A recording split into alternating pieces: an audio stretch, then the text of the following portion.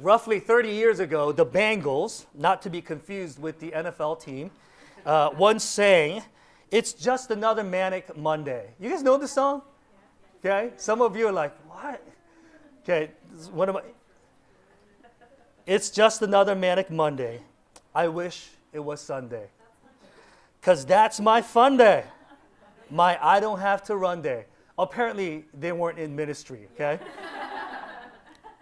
It's just another Manic Monday. Now, you're going to be thinking about this song all week, aren't you? You're welcome. Did you know that the late Prince wrote this song? I was surprised. Yeah. Now, obviously, some of you knew, you trivia buffs. I didn't know that. Now, it's safe to say Mondays aren't very popular, right? It's so sad. It's just a name, a title given to a 24-hour block, but it gets such a bad reputation. It's like Monday is Friday's ugly stepsister. You know what I mean? We say things like, "Is it Friday yet?" with such longing and anticipation in our hearts. You know, we circle it, we look forward to it, we count down to it, and a few days later we say, "It's already Monday?" Jeez. And there's a sense of loss and disappointment and grief. It's like we go through a mini funeral every weekend in anticipation of Monday morning. A New York Times article entitled, "Why You Hate Work." It's a good article, isn't it? Some of you are going to Google this when you get home. Reports Gallup's research that around the world, get this, across 142 countries, the proportion of employees who feel engaged at work is just 13%. Yeah, some of you are like, "Yes, I believe it," right? And then some of you are like, "Who are those 13%?" Right? Engaged meaning involvement, commitment, passion, enthusiasm, focused effort, and energy. Now, before we dismiss this as a throwaway statistic for non-Christians, okay, who don't share our values, I think we need to be humble to acknowledge that this is actually true for most of us. And one of the reasons is, as we talked about this weekend, what I would call the lack of theology of work. And many Christians hold to a decidedly unbiblical view of work. And again, I realize I paint in broad strokes here, but I think it comes down to three things. Okay? Many people wrongly assume that work is a curse, product of the fall, and therefore something we have to endure till the kingdom comes. Or some of us think that it's second class to the real spiritual work, like being in vocational ministry, like being a pastor or missionary. But what I do in my workspace is, at best, second class. And some of us, we don't fall into either of those categories. We have idolized work altogether. We turn to work to really find our sense of identity and value and security. The result of such distorted views are discontentment and disillusionment. If you turn to work as your God, that somehow your paycheck, your influence, and your power is going to save you, you will be disappointed. Because once you tack on God-like expectations on anything, including work, it would not measure up. It cannot. Only God can be God, and everything else, even good things, are meant for our enjoyment. But the moment we turn a good thing into a God thing, you run into all sorts of problems, don't you? And many of us, we experience that firsthand, not only in work, but even in our marriage. We turn to our spouse as if to say, "You complete me." Jerry Maguire was wrong. Okay? Our spouse cannot complete us. Because the moment you tack on that God-like expectations on another sinful human being, you're in for a lot of trouble. You don't believe me? Just ask my wife. And the Bible spoke of this way back in Genesis chapter 3. It warned us. After the fall, it said, because of the fall, because of sin and all the consequences that have entered the world, you will now live in a world filled with pain. Just imagine, we gloss over that passage to assume that Adam and Eve actually understood what that word meant. Pain. If you had lived all your life in the garden, enjoying God and one another, and all that is created for your pleasure, this concept, this word, pain, is so foreign to you that you have to stretch your imagination to figure out what this world, this new world, will even be like. And here, listen to these words, beginning with verse 17. And to Adam God said, because you have listened to the voice of your wife, and have eaten of the tree of which I commanded you, you shall not eat of it. Cursed is the ground because of you. In pain. Question mark. What is pain? God, what is this world going to be like? What is this pain? In pain you shall eat of it all the days of your life. Thorns and thistles it shall bring forth for you. What are those things? And what concrete implications do these things have in my everyday life? How will these things affect my relationship, my work, and my enjoyment of this created world? Thorns and thistles it shall bring forth for you, and you shall eat the plants of the field. By the sweat of your face. You mean it's going to take work? It's going to require a lot of work, hard work, difficult work, intentional work. By the sweat of your face you shall eat bread till you return to the ground. For out of it you were taken, for you are dust, and to dust you shall return. This foreign concept is now introduced in the garden, with this voice still echoing somewhere in the distance and certainly ringing in their heads. Adam and Eve prepared themselves for this new world where God's gifts are no longer gifts, but sin has twisted and marred these things so that they become source of grief and pain.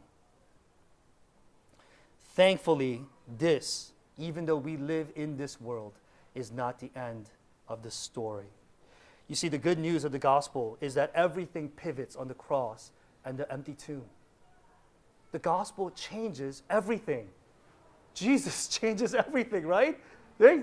Pastor Joe has it right. Jesus changes everything. The gospel changes everything. It pivots across on the cross and the empty tomb. And now, everything, including our work, takes on a different perspective.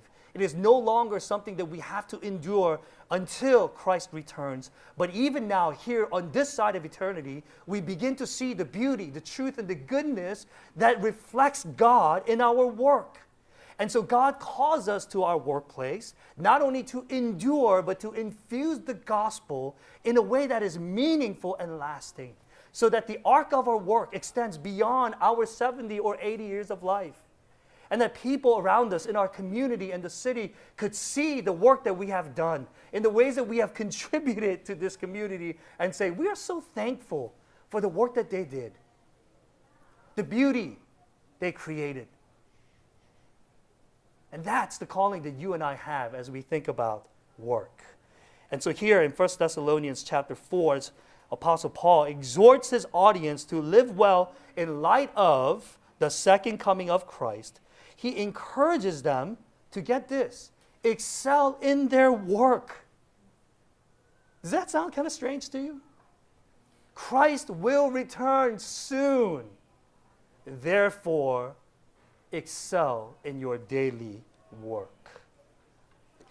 And this message was not only for the church in Thessalonica, but it actually is for us as well. Here in Seoul and certainly even in Washington, D.C., we share this calling, a calling as redeemed people on this side of the empty tomb, to repurpose our work so that we no longer serve ourselves and our selfish gain, but we contribute to the common good, to the human flourishing, to extend the borders of Eden, if you will, right where God has called us to. And in order for us to do this well, we need to remember two things that I want to talk about this morning. First, the dignity of work, and second, the purpose of work. The dignity of work and the purpose of work. And let me just say this. I'll caveat the message by saying this is not a sermon on how to find a work that is perfectly fitting for me. This is not a 5-step, 7-step, 10-step, a process for you to find yourself in your perfect work environment, okay? And it is not even a sermon about how to get along with your coworkers so you can actually tolerate your workplace, okay? But it's to really understand theologically, okay, foundationally, what God has to say about our work. So let's dive in. First, the dignity of work. Like most cities, and I would guess Seoul is no exception, Washington, D.C. prizes work that mirrors its idols of power and influence. And you see that. The names that are written large across buildings, statues that line the streets. But God does not. In 1 Samuel chapter 16, verse 7, this is what it says. People look at outward appearance, but the Lord looks at the heart. The Lord looks at the heart. You see, people look at outward things like education, expertise, and experience. They are impressed by your resume and your diploma, or even your GPA for you students. But the Lord looks for an obedient heart that seeks to honor Him as we work with integrity and excellence, regardless of our station in life. And this is what pleases the Lord. And Paul references to this in 1 Thessalonians chapter 4, verse 1. He says, "As for other matters, brothers and sisters, we instructed you how to live in order to please God." God looks at the heart. And as we seek to live for Him in a way that honors Him, even though we fumble our way through our life, God is pleased because He sees the heart, the devotion, the commitment, the effort that we put into it. And that's why Paul is able to say, God is pleased as in fact you are living. And this caught my attention, as in fact you were living. You mean to tell me, Paul, that the people, the Christians in Thessalonica were living so well that God was really pleased with their life? Is that what you were saying? That they were so holy and so loving that God had nothing bad to say, no criticism, no rebuke, no critique?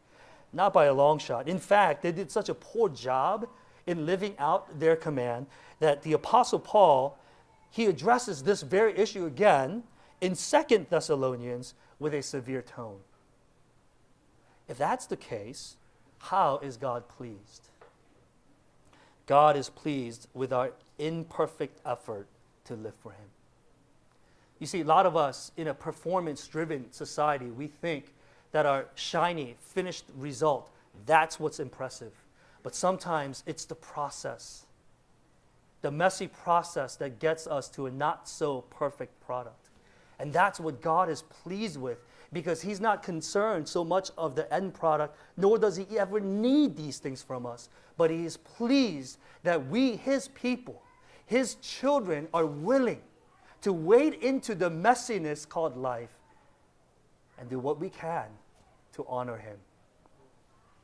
I see glimpses of God's pleasure when my 5-year-old son, James, brings home his masterpiece. He loves art, but he's not very good at it. And it's a mixture of Picasso and Monet. That's my nice way of saying it makes no sense whatsoever.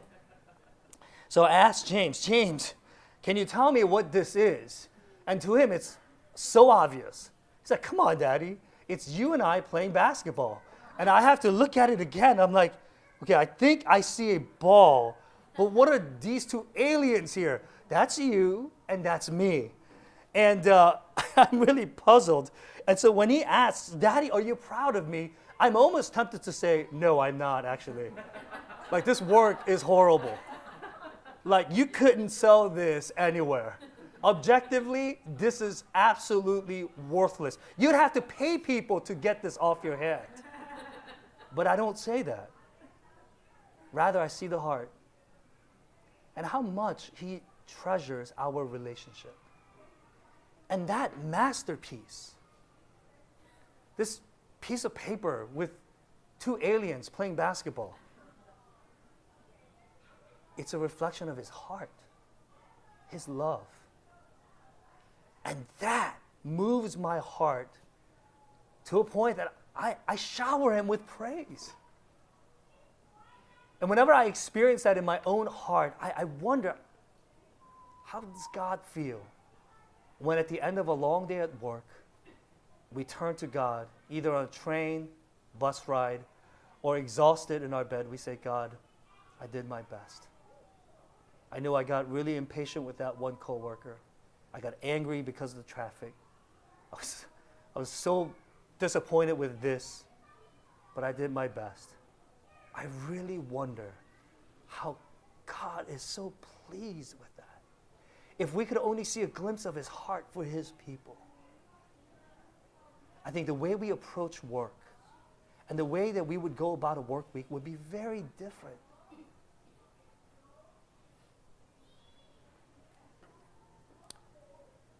I want you to know,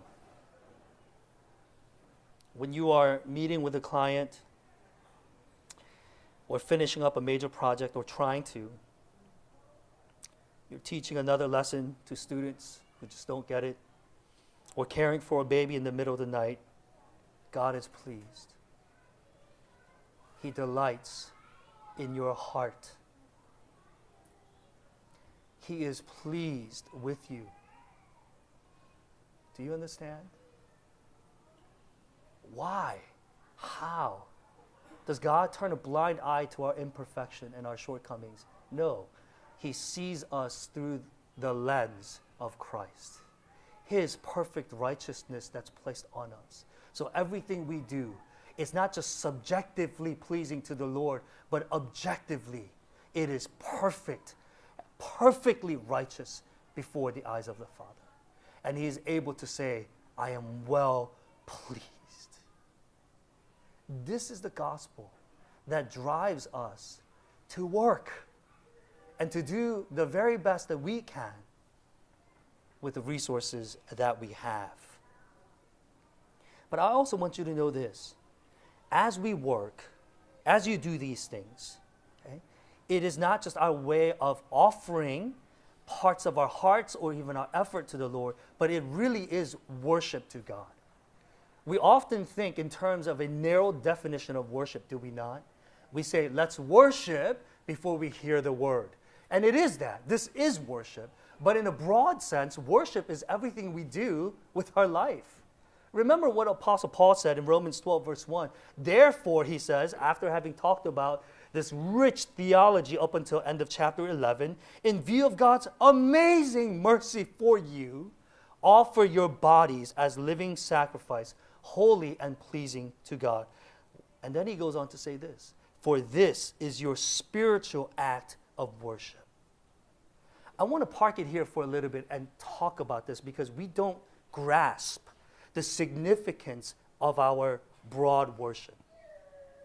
The way we engage our spouse, the way we treat our children, the way we treat our neighbor down the street, the way we work and engage our co-workers, all of these things are worship to God. Just as in the Old Testament, the priest would bring the animal and sacrifice it as worship, pleasing aroma to God.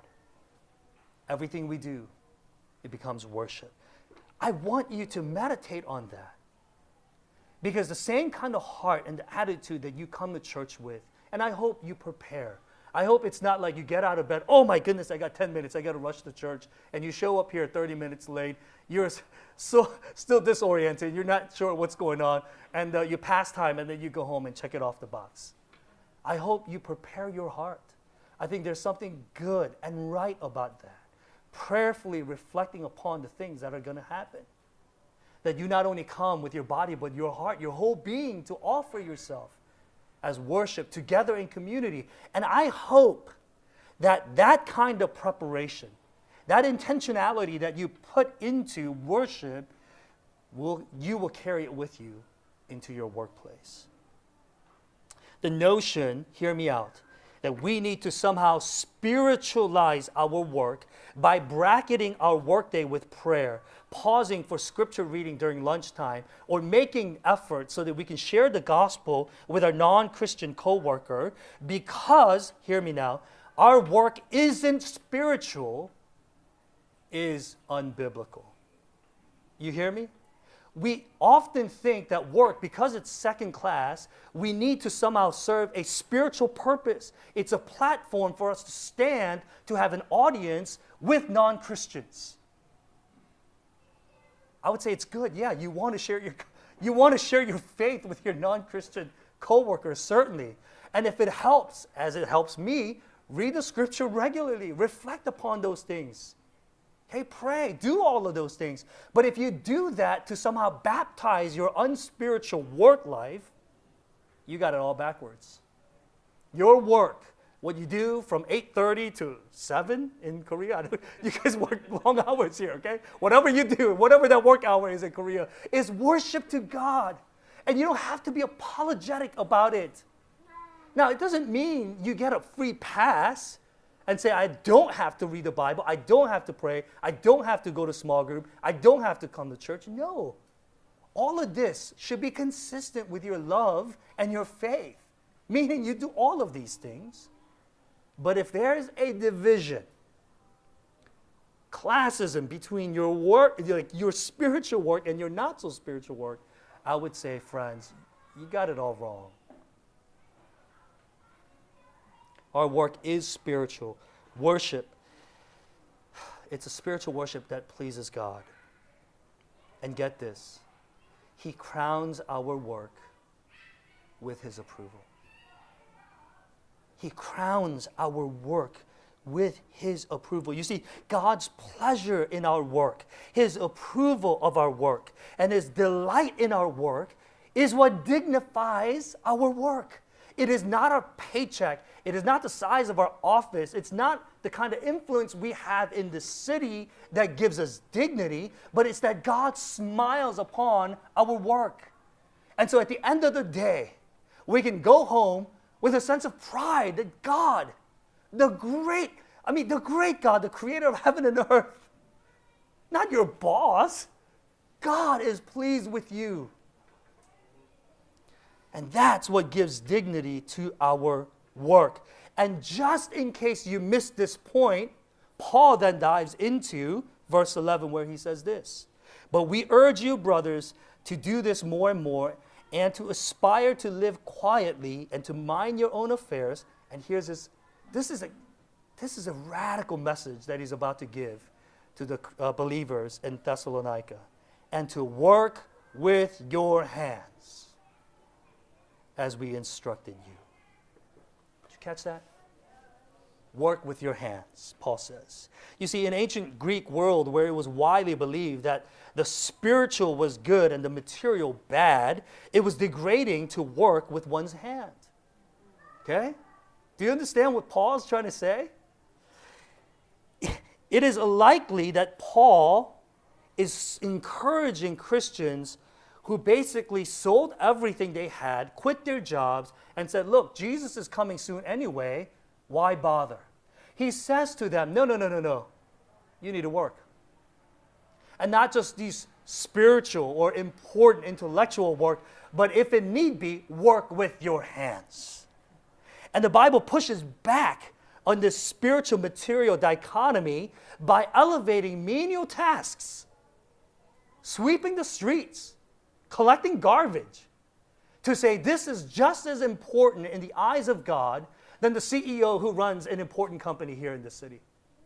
To God, they're all important work. They contribute to the common good. Just imagine if the trash workers decided, no, we're done.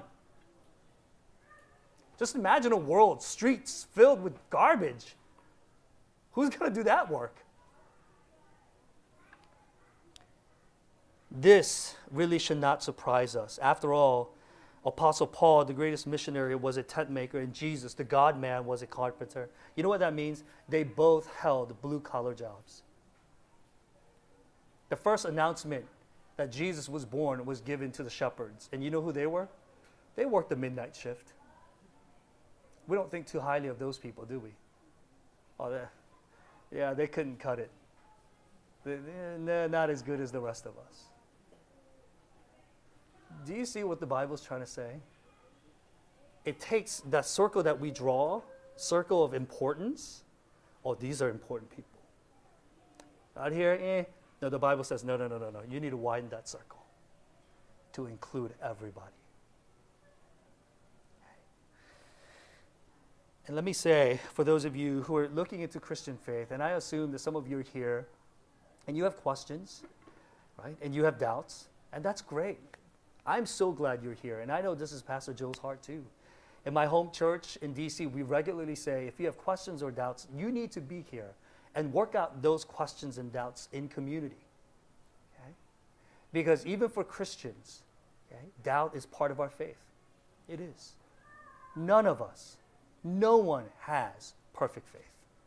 We go through seasons struggling with some of the things that God says to us. And so you're in good company if you have questions and you have doubts. But you got to do that together in community, because often the answer is in the body of Christ. Okay? You can't take the Bible and few books and assume you're going to find answers somewhere on the prayer mountain, which is good sometimes. But you got to come here, okay? And ask those questions. Okay? Feel free to do that. And I know Pastor Joel's heart is this, he wants this church to be not only a safe place, but a welcoming place for everyone. So please come. But let me say this to you. If you are a non-Christian, and you may be wondering, how is Christian faith any different than all the other religions of the world? It seems to say the same thing, just be a good person. And let me say this. You see, Christian God is the only God who got himself dirty for you. No other God in this world has ever gotten defiled for his people. Christ came to heal the sick, the lame, the blind, the lepers, and even the dead. And those very hands would be stretched on the cross and nailed for you and I. You see, Christian faith does not say, be good. No, it says, look to the one who is good.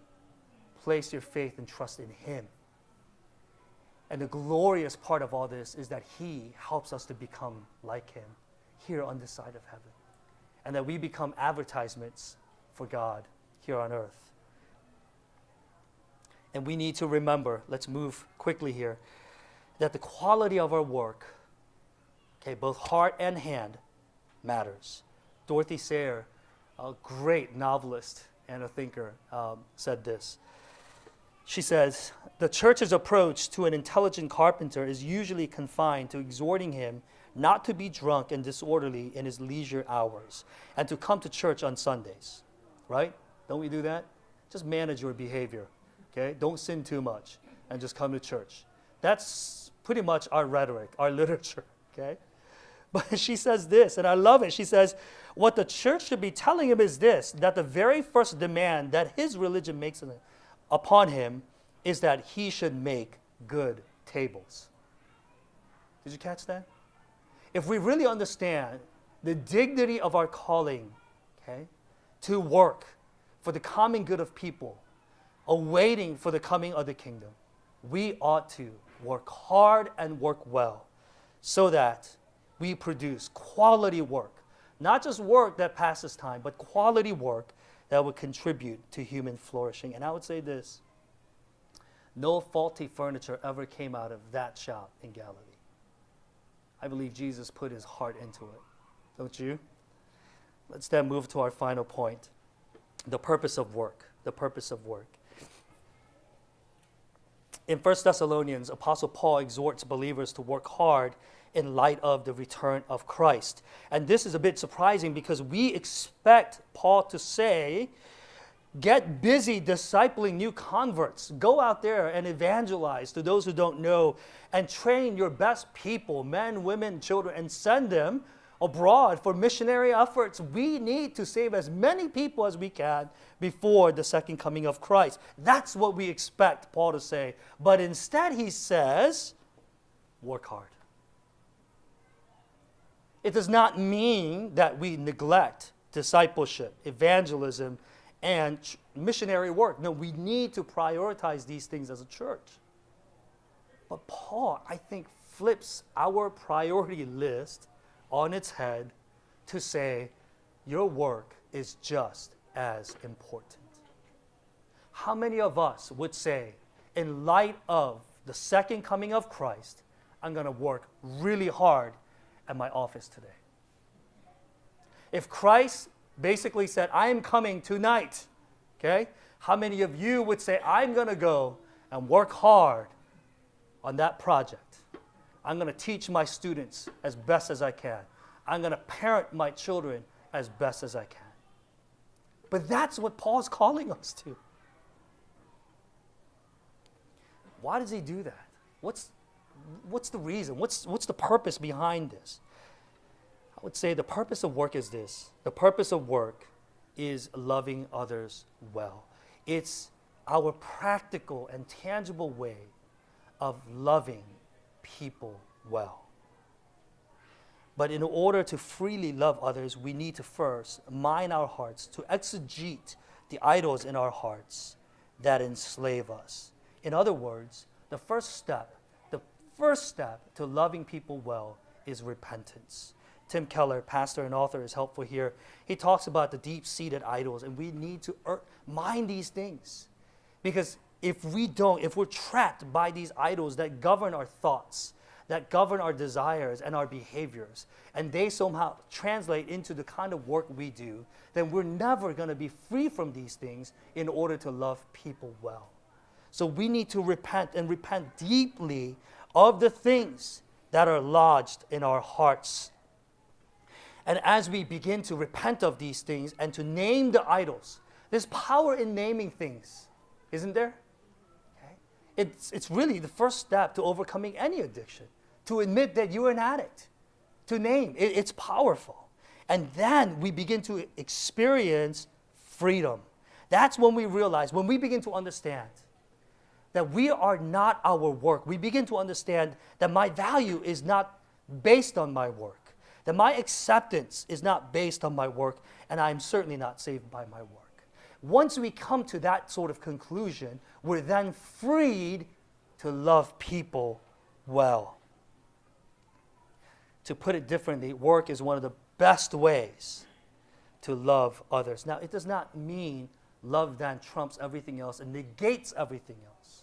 You need to pray for, to serve, and build relationships. You cannot say, look, I'm working really hard every day, and I'm loving my neighbor, so don't bother me. No, again, it's what drives us. It's our faith, our love for the Lord, our anticipation of the kingdom to come that drives all of these things. So there's continuity in the quality of work and the way we love our neighbors. Okay? So again, I don't want you to think that you are then excused from all of these things. They go hand in hand. In 1 Thessalonians 4, 9 through 11, Apostle Paul connects loving others with work. His thoughts here seems to be as follows. Thessalonians, I want you to love more and more by work. I want you to love more and more by work. Why? Because our work serves human flourishing. And we see these two seemingly odd things, work and love. Okay, we see these two seemingly odd things, okay, work and love, come together on the cross. It's the work of Christ on the cross that reveals most clearly God's love for us.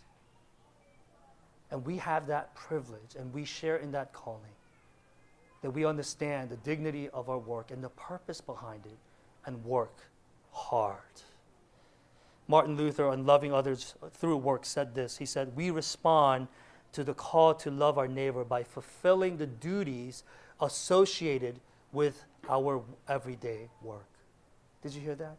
We fulfill the duties associated with our everyday work. In other words, how do I love my neighbor? How can I love Miss Kim? And there's probably Miss Kims everywhere. How do I love Miss Kim everywhere, right?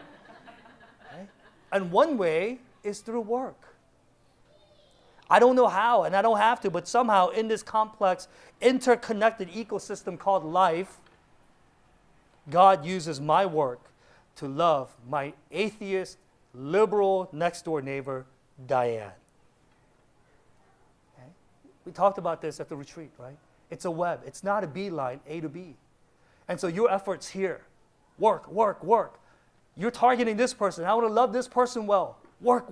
And this person gets encouraged. That person gets blessed. And as a result of that, someone over here converts and comes to know Christ. And you're like, well, that's great, but I was really shooting for this person. And if we all do our work and work well in this web of life, that through our work we're able to love and love well. This is the hope we have as we work. And I hope as we understand the dignity and purpose of work, that we will commit ourselves daily to reflecting what is good, true, and beautiful of God through our work. And you have unique work situations that call for different set of questions. Okay? Again, this is the foundational stuff. But your homework is to take this then to think through how this applies in your workplace. How do you effectively, intentionally live this truth out in your workplace with your coworkers? That one coworker that's just a nut job, and you're like, he is crazy. I'm ready to kill him. What does this all mean? And I hope that you would do the hard work in taking this with you and really unpacking it for yourself, so that your work will reflect Christ's work that will one day be accomplished when he returns. And in the meantime, your work can be a reflection that what's the appetite of the kingdom that is to come. Pray with me.